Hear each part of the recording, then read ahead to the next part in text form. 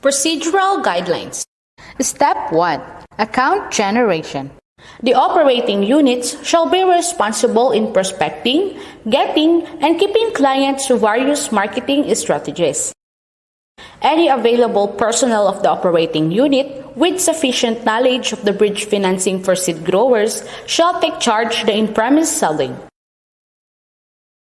The Marketing and Advertising Unit of Business Development Department shall provide support in undertaking loan product promotion through multimedia advertising, in coordination with the concerned operating units.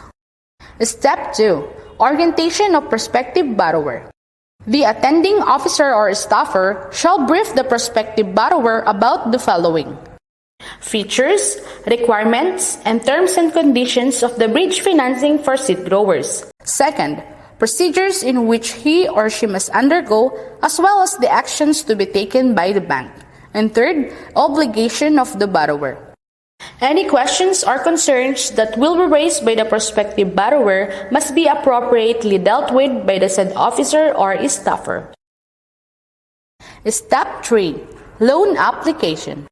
The loan applicant must file his or her loan application at the center or branch office of the bank. The loan officer, loan servicing assistant, or assistant manager shall conduct client interview and verification and authentication of loan documents, loan applicant's signatures or thumb marks, and other submitted requirements. The borrower shall submit the deposit slip, sales invoice, or assignment of receivable as security that is granted by the cooperative. Step 4. Processing and approval.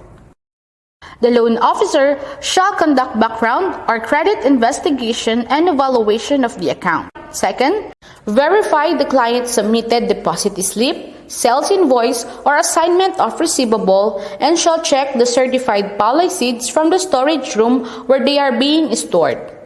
Validate the prevailing price of the certified palay seeds in the locality as basis for the determination of the loan value. Fourth, gather enough information from external and internal sources as much as possible to warrant a sound judgment as to the acceptability of the account based on the bank's credit standards. Prepare corresponding report if the loan applicant can prove his or her payment capacity to avail of bridge financing for seed growers, and submit the applicant's loan folder to the manager for validation. The manager shall validate the loan application and forward the applicant's loan folder together with the validation report to the Center or Branch Credit Committee. The Center or Branch CRECOM shall deliberate the loan application. Second, decide if the loan is approved, recommend, denied, or deferred if within its approving authority. Or, if the loan amount is above the branch authority level, the branch CRECOM shall recommend and forward the loan folder or loan proposal to the Program Loans Unit of Credit Department for validation, review, and recommendation. The credit officer of the Program Loans Unit shall review and evaluate the loan proposal, conduct a case-to-case validation if there is a doubt in the said proposal, and prepare loan review and recommendation with action on loan application. The PLU head shall weigh or evaluate the proposal according to the bank's credit policies, conduct validation prior to the recommendation of the loan, and recommend the loan application to the area manager. Step 5. Loan documentation and disbursement.